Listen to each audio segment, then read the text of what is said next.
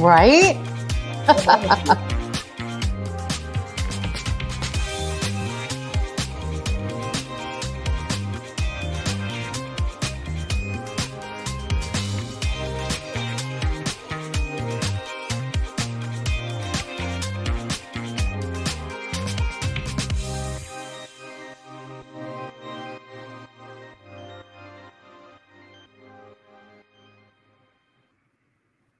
Well, happy darn CultureCast Day, everybody, and happy International Women's Day 2024. Welcome, welcome, welcome, my new friend, Sheila Keys. How the heck are you?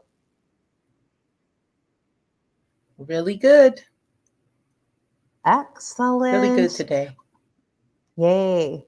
I am super excited that you and I get to spend time together on International Women's Day because you are a badass boss lady. And I can't wait to dive into what you've been focusing on and what your project is. But also, you are a descendant of, you're a famous person, which we can also talk about, who's also a freaking boss lady. And so I've said a little bit in my intro to you in LinkedIn and in advertising this, but I just want to jump in and talk about you, Sheila. I had the chance to meet you a few weeks ago now in Washington, D.C. at a gathering. And I'd love for you to talk about, like, how did you get invited to Washington, D.C. and what was this gathering? And then let's talk about you. Okay. I am Sheila Keys, and how I was invited to the gathering, the Descendants gathering, was through a young man by the name of Joshua Jordanson. He contacted me back in 2018, Yeah. and he ran a project of his by me, uh, get of iconic figures, his historical iconic figures together. And I didn't know whether to even take him seriously, but he contacted me again, and he ran it by me again, and here we are in 2024, and it finally came to fruition.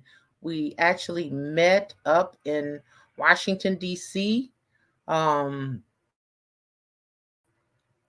with Harriet Tubman descendants, Frederick Douglass, Ida B. Wells. It was, who else was there? Emmett Till.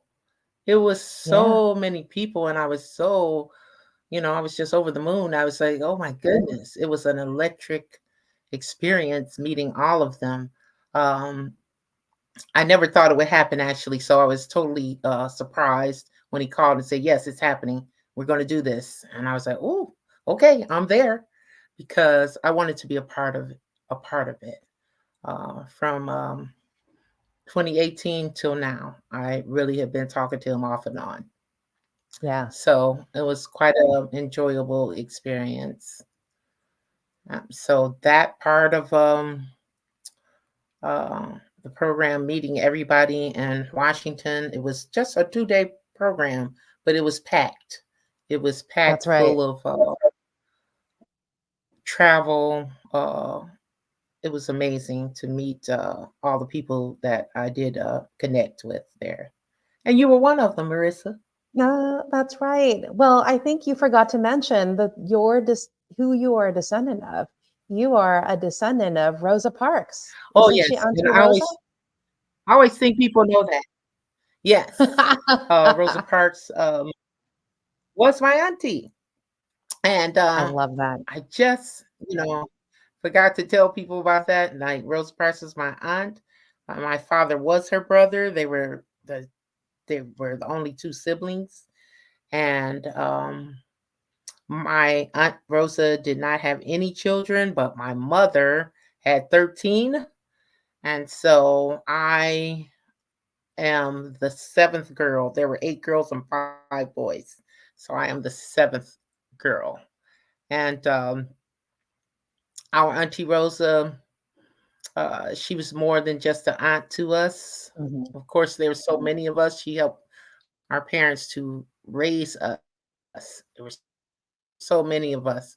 And she and Uncle Parks did not have any children. So she just became more of a mother figure to us. Our parents passed away in 77.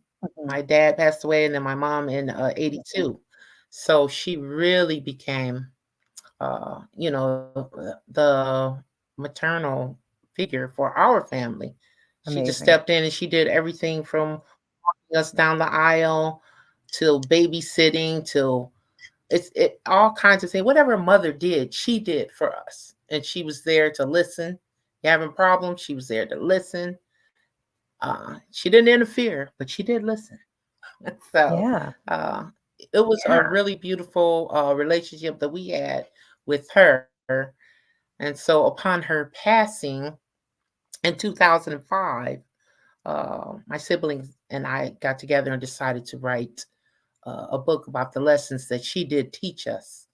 And that's how our Auntie Rosa came about, her life and lessons. So we did get together and do that. And uh,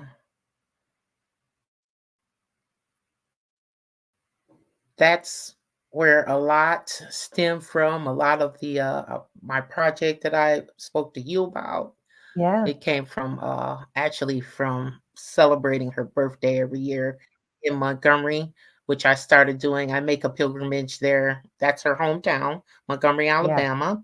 And so I would make a pilgrimage there with family and friends to celebrate her birthday. And that's how a project came about called the 2672 Project. That, Amazing. go I just ahead. want to ask about growing up. You were the seventh of 13 children. Amazing that Mhm. she became a mother figure to you. At what point did you realize, growing up in this great big family and with your Auntie Rosa, did you realize that she was this civil rights leader? Like, tell us about when you were growing up and at what point did you realize, wow, this is what my, not only is she a mother figure to you, but she is also a civil rights leader. And really, what she did in Montgomery, Alabama, just to not give in, right, and not give up her seat, really started a movement. And so, Yeah, when did you figure that out? I didn't figure that out till the fourth grade because we just knew her as Auntie Rosa. That's what we called her. Okay. We didn't call her Mother of the Civil Rights Movement, and we didn't see magazines and newspaper articles and things like that about her. We only saw her as our auntie. But in the fourth grade in school, we were reading a book in school, and I remember this, and I saw a picture of her, and I said, "Hey, I know her. That's my aunt." And do you know the other children did not believe me? Did not, because her name was Parks, Yeah. Parks, and my name is Macaulay. But they did not know that her maiden name was Macaulay, and so it was so crazy. I would go home crying, tell my mom, "Hey, Auntie Rosa was in the book, and the kids didn't believe me." And my mother said, "It's okay, it's okay."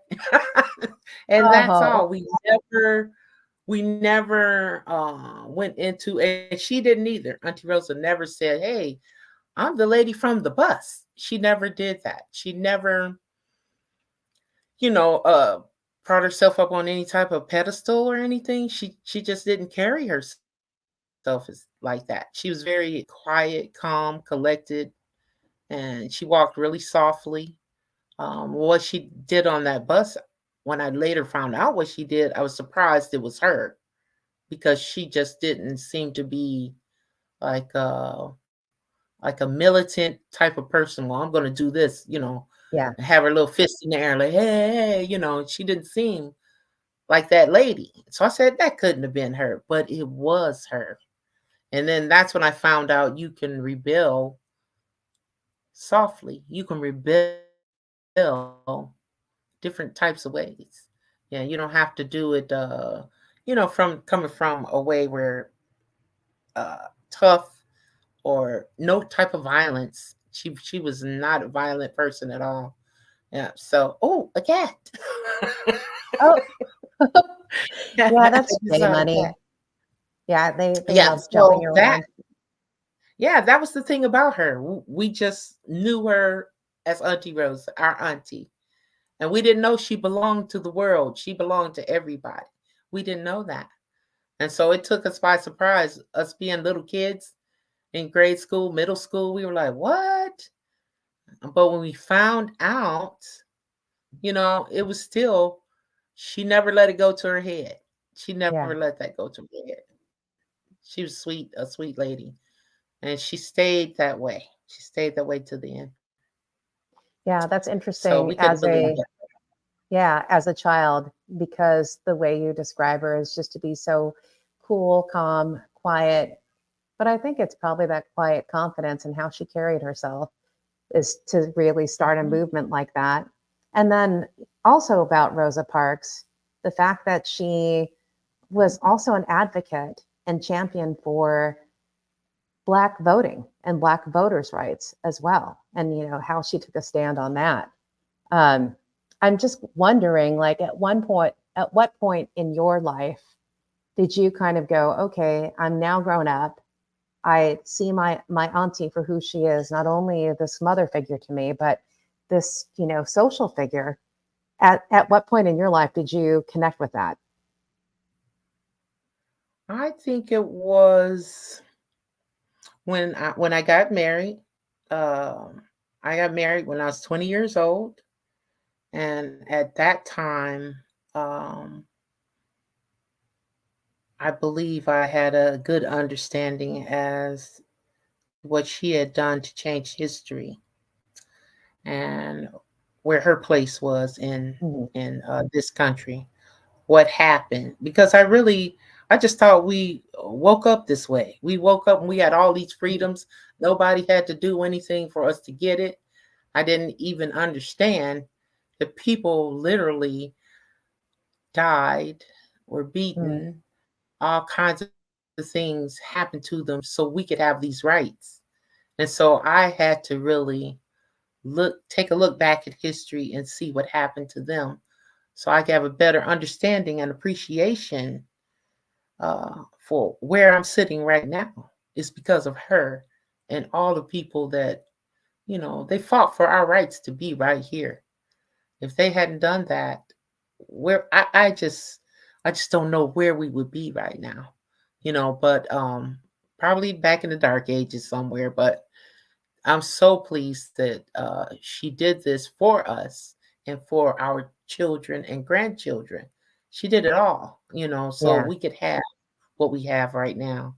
So I didn't find out till I think really, really appreciate it till after I was married. I was 20 years old Oh, and thought wow. I knew everything. Thought I knew everything about the world and knew nothing. Well, you knew So something. And I knew something, but it's profound that you say that, Sheila, because I think we've had these conversations when we were all together in Washington, mhm, D.C. and during the visit that we had. So you're right. It was this iconic, historic mhm, meeting mhm, of the descendants of civil rights leaders, including Rosa Parks, Ida B. Wells, Harriet Tubman, Frederick Douglass, Booker T. Washington, MLK, Jesse Jackson, Malcolm X, Emmett Tills. mhm. So you think about all of those families. And then we went all across Washington, D.C., including a visit at the White House and a visit at Yeah. the US Capitol, where we saw a statue of Auntie Rosa, and at the Smithsonian Museum of African American History and Culture. And I go into that long startup to say, thank God. I mean, you were 20. Some people today don't even know the full history of the United States and the role that these civil rights leaders have played, not only to create equity, I think, for minorities, but also creating human rights. And so I think Mhm. people may even be in their 50s. I'll just say that. And like I still need know. to wake up to what's happening in the world. And I think this gathering, along with the family, has really made me realize, wow, I still have so much to understand and learn, in my learning journey of American history. And so I think it's profound that you say that. Anyway, I was like excited when you said that. But then I want to talk about, all right, so here you are, you're married, you're having your own family, you're living your life. At what point did you say, well, I'm going to do something? Like, what is your cause and what is your calling, which got you to this 2672 project? How did that happen? Well, yeah, because I started elaborating before, but what had happened, I started going to Montgomery, Alabama every year, and I produced a birthday celebration for my aunt because that's her hometown, and she has a museum, Rosa Parks Museum in Montgomery. There at Troy State University. And I would go there. I just ran it by the museum, and they said, we'd love to host you.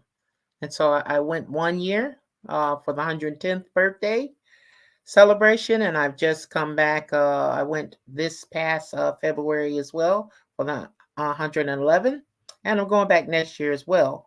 But what happened on the 110th uh, was really, really important. The 110th celebration. My sister, my cousins, we were all out at the apartment building where my aunt, uncle, and grandmother lived before they Hmm. moved to the Detroit area. And they asked my sister Susan, that lived in Atlanta, Georgia, to please get up and say a few words. So she said, sure, she would. And she got up to speak. And she just said something that amazed me. She said, now we all know what Rosa Parks did for her community, but what are you willing to do for your community? That's the question. And she seemed to be staring right at me, and I hadn't decided anything to do. And I was like, oh my goodness, what am I going to do? What am I willing to do to make a change? I had to go think about that. And I Yeah. did. I thought for a good 6 months, half of a year. And I just read my book again, the book that my siblings and I had written, Our Auntie Rosa, read that again. I was looking for a path to help other human beings that are, are not doing as well as myself and would need help. And I had to figure out what that was. And it was right in front of me all along. I didn't know. I work at a company, and when I drive home from the company I work for, it's Sam's Club. I'll just say it. I work for them. And then I would see people on the corner with the sign saying, I will work for food. I'm hungry. Please help. Like, well, what the heck? And Yeah. I've seen them all the time. I turn my head, I pass by them, I act like I didn't see them. I said, this is it. This is what I want to do. And so I figured that out. I wanted to help mitigate or prevent homelessness. And I said, well, how do I do that? I had no idea. So I had to figure that out as well. And I thought that I would read my book again, and I did. And I found where my aunt, uncle, and grandmother were forced to leave Montgomery. Hmm. And when they were forced to leave there, they came to Detroit, Michigan, to my father's home, her brother's home. And that house, the address was simply 2672. And so that address gave them hope and refuge from a place that wanted to harm them, but they got a chance to start again. And I thought how that fits in perfectly with what I Yeah. could do to help others start over or prevent something. I could prevent them from becoming homeless. I could help them do something. And so that's how I came up with the idea for 2672. I ran it by some of my friends and a few relatives that we're kindred spirits that thought the same, that that was a great idea.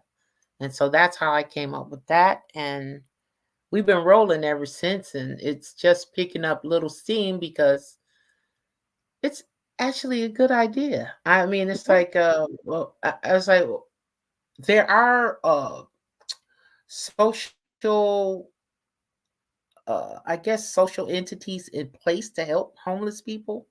Hmm. But as you see, the population is growing and growing and growing. So something isn't right. Something in the equation is missing. And I thought that it was economic empowerment. I thought that it was a living wage. And I just said, well, we have to start at ground zero. We have to correct something, we have to know what the problem is. We Right. don't know what the problem is, we doing band-aid after band-aid, and the band-aid keep moving and the sore is still there.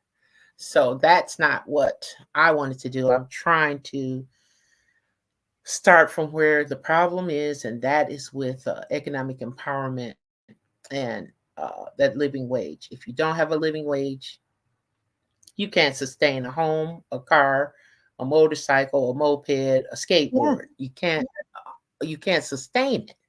You can for a while, but then you're gonna eventually lose that. And so that's why I found that our homeless population is growing. And I'm going to try this from a different angle to see what I can do. And this is how I came about, and I decided if I'm going to do something, I want to truly make a difference or make a dent. And then I am feeling my own mortality, so I know I have to do something now.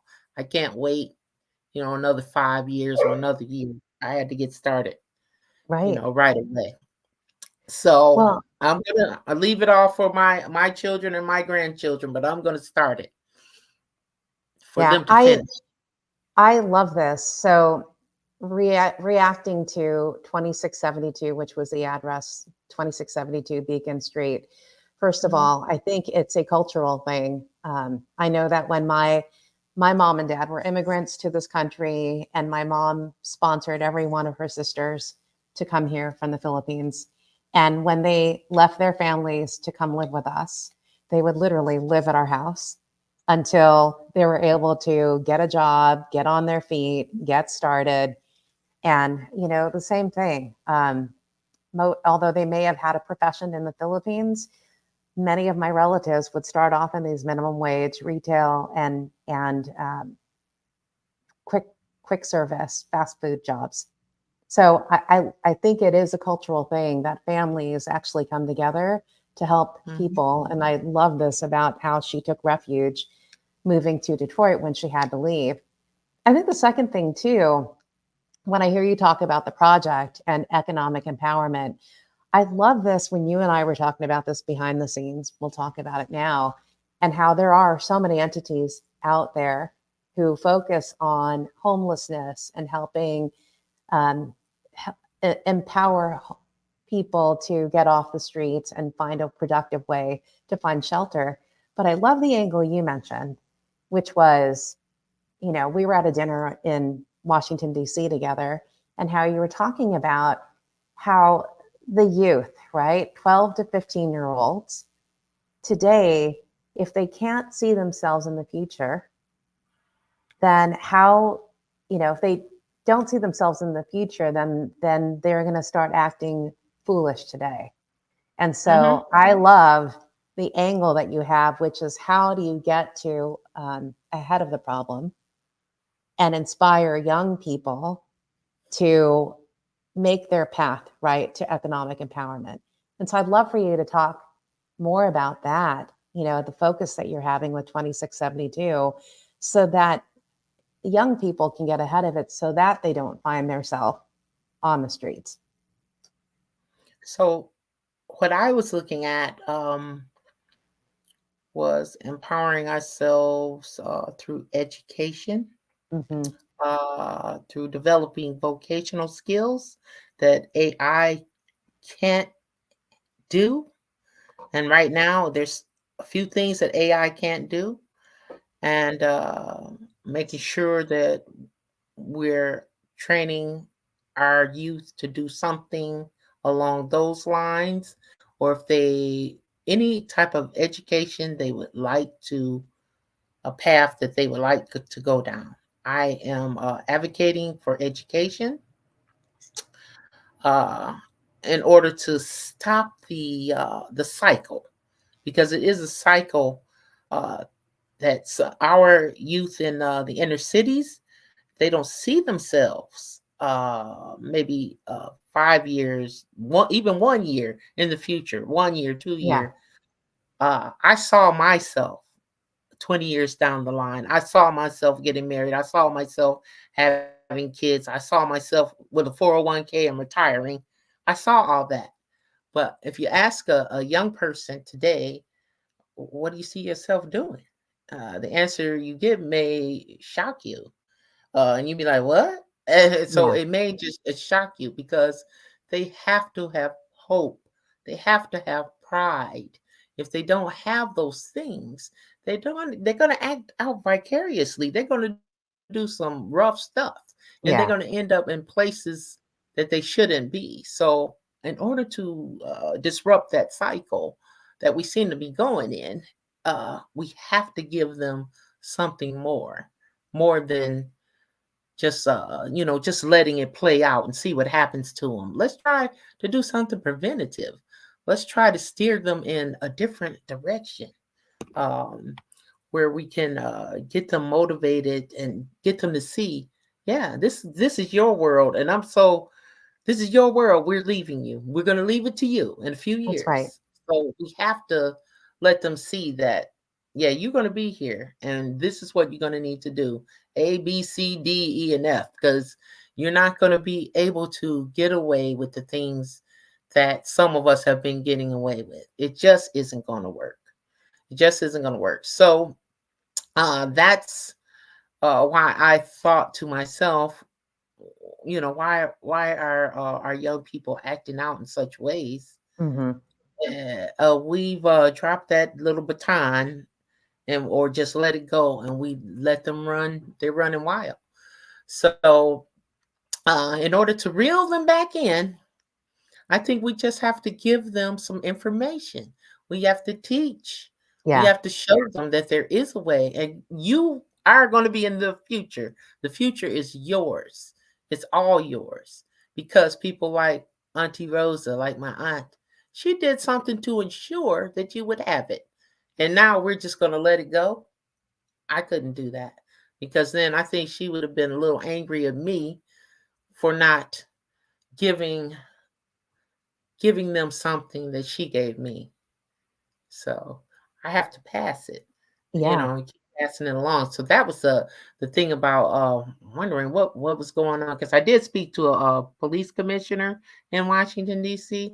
Or I think she was a police commissioner, Yeah. or not. Yeah. Yeah, She's a chief of the police, chief. I She was think. a chief, Yeah. not the commissioner. She was a chief, and I still talk to her on LinkedIn. But she was telling me about it's just at epidemic proportions, and I was also speaking to her about what I thought the problem was, and I said that to her as well. I said, it's plain they don't see themselves in the future, ma'am. I said that's what the problem Yeah. is. I said that's in Detroit, that's in Washington, that's in uh, Florida. It's in any big city, any major city you travel to. It's the same problem that we're pretending like it's not there. So it is there, and it's every major city that you would visit. It's the same issue. So I thought that it would be uh, better to try to get at the root of a problem, Yeah. instead of just saying, it'll work itself out, but it will not if we don't do something. That's right. So for 2672 project, is your organization pulling together the education for young people? Are they organizing resources to make sure that they have access to vocational and skill training? So, what is the project right now? Like, what activities are you forming to in support of So that?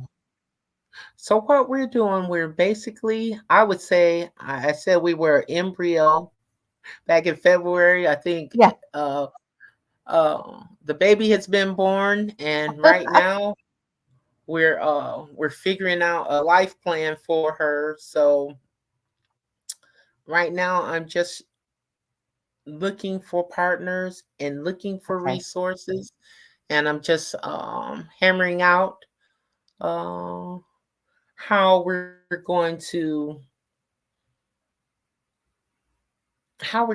vet individuals that will be participants in the program. So we're just in her infancy. We're just Got starting it. with her because I know when I was in Alabama, I did say she was just an embryo, and I couldn't wait for her to be born. Now she's here, and I'm all crazy. I was like, "Oh, look at the Yeah. baby!" But I am getting a chance to connect to partners, potential Okay. partners. I'm doing that every day, and getting meetings together with my board, and we're hammering out what steps we're going to take next because 2672 is about to take flight. She's growing up quicker than I thought she would, so Love I it. really have to to get on her. She needs That's training. great. Yeah, so So, how can people get involved? So, how can they find the 2672 project? And then, what sort of support or help are you looking for to get this project off the ground and helping the baby grow up? so right now I'm going to be looking for volunteers Okay. to help with the project. And you can go to it's the 2672project.org. So I have our website up and she's live, and I'm so pleased about that. That just happened within the last week. So Amazing. everything is rolling along, and I'm really having to, just move as fast as she's moving. Because if I don't, she's gonna take those training wheels off and leave me. So I gotta keep up with this thing. So that's where you can go and find out about donating or volunteering. For 2672, we are going to need, I would say, about 3 months. 3 months Hmm. into the what is this? This is March, about So, June. one more We time. are gonna be, Yeah. I think, ready to roll, rock and roll. Yep, a little bit more time, but she's going, and it might be before that. That's why I have people going to www. That the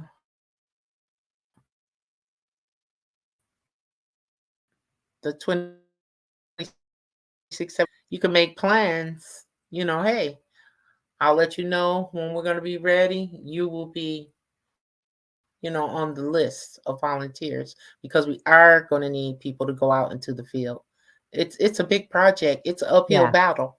It's not one of those easy things to do. I think that's Totally. why I picked it. It's not easy. And so, but it will be rewarding. It will be because it's the future. If we Yes. don't do it, where will we be? I'm a little fearful about that one. And I don't like to be fearful, but where will our children and grandchildren end up if we don't do something now? So, and this is for everyone in the community, not just for me, because I figured out what I should do. You should sit Yeah. down with a pen and paper and find what you can do to help. And if you want to help 2672, you're welcome aboard and welcome to come aboard and help us because we're Yeah. going to need you. I love it. I love it. You're passing it forward too, or paying it forward, like your cousin Susan, or your sister, who said, here's what Auntie Rosa did for her community. What are you going to do? And I love that challenge. And I love that people can find how they can get involved in 2672 Project by going to 2672project.org is where they can find this and learn more about it, as well as sign Oh, there up you to become a volunteer. Yeah. So I love all of that. So part of my conversations too Since we're Yeah, to learn talking more about. Mhm, about we're talking about cultures where people can thrive. And I think what you're doing with 2672 is ensuring that youth of today can thrive today and into the future. But I also like to have fun with it too. So if I think about culture mhm, today, like what are you doing in your free time, Sheila? What are you loving, reading or watching, listening mhm. to, eating or wearing, anything pop culture? What are you into? Well, I really do. I like to cook. Um, I like now this is something that I really like to do, and that is to like when you do interior design because I like Yeah. uh I call it feng shui. I mean, it's just something with interior design. I can almost look at anything and I can reorganize it or I could put it together where it'll be pleasing to the eye. I like doing stuff like that. I do like reading. I like writing. I write a lot of articles. I write poetry.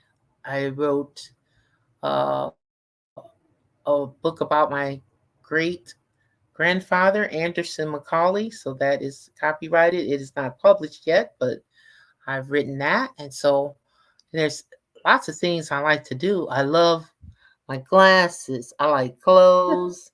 Oh, I like jewelry too. Anything shiny. So it's I a love lot of it. things. I just, it's just a feel for things. I like putting together colors, and the clothing. And I also liked what you had on in Washington. I liked your outfits were really cool. So I Oh, like that. I mean, I like to see people put together, with your own style. I have my own style. It's kind of, yeah, I try not to be too granny. I'm a granny. What can I say? But I try not to be look too crazy looking or I like colors though. yeah, you And I put do. it together. I I love love it. I have When so many pairs of glasses. I just gotta stop it.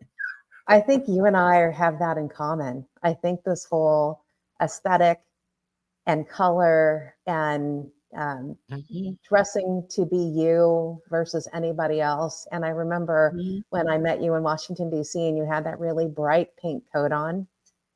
Get it, Sheila. I see you. Yeah, I loved it. Pretty amazing. Everybody said the lady in pink, follow her. I was like, no, but what could they do? I must have wanted them to follow me. That's why I had on a pink coat. That's So right. that was so funny. That was very fun Well, that was a times. lot of fun. And I'm excited that our next conversations, I'll be also interviewing other descendants who we all got to spend time with in Washington, D.C., to also learn about their projects. And so, aside from 2672project.org, how can people get a hold of you? So to get a hold of me is the best way would be through that Okay. the .org. That would be the best way. The other ways to get a hold of me would be my own personal uh phone number, so I'm not going to give that out. Yeah. But in the On near LinkedIn, future, though, yeah, and LinkedIn, they could LinkedIn, find you you. can always Yeah, find me there. LinkedIn, you can find me on the gram as well, and you can find me on Facebook as well. Might take a little doing on Facebook. I use a strange name, but I'm under a different name. I use my first and middle name on Facebook. So to okay. find me on Facebook, it would be different. But let me see. I am working to give my baby 2672 her own phone, her own address. She'll have her own place soon. Love it. And I'll put all that on LinkedIn, and then you can find me right through uh my newest child, 2672. So She'll be right fun. there. That'll be funny. Yeah, so that's where you can find me. Anyway, on Facebook, I am under this name. It's called Sheila Gay, and my mother named me Gaye. That is my middle name, and that's how Okay. you find me on Facebook. But I am on the gram, as I said, and LinkedIn as Love well. it. So yeah, Well, so we you'll find will a lot of articles. We will find you on Facebook under Sheila Gay. We will find you on Instagram and LinkedIn under Sheila Keys. We can Uh-huh. also keep up to speed on 2672project.org. I love Yep, that. she's on there too. Yes, ma'am. Yep. Well, I appreciate it. yeah, I so appreciate you and your time today and for just saying hello and celebrating International Women's Day. I just love chatting with badass women like you. And, you are a reflection of your family. Sounds like you have a pretty amazing family, including, of course, Auntie Rosa. But all of you are just championing um, change in the community, right? I love that. And so, with that, we're going to just sign off. And hopefully, for those of you who are watching live, hopefully you can join us next week. I'm actually meeting with Dr. Marvell Parker, so Oh, Reverend Wheeler Parker's wife, and she is oh, responsible, yeah, the executive director for the Emmett Till and Mamie Till Foundation. So we will be chatting then. Another one of your new friends, Sheila. So can't wait. And thank you, everyone. Enjoy your weekend. And Sheila, have a great time this weekend. And we'll see everybody the next time. thank you. Let me play the outro music.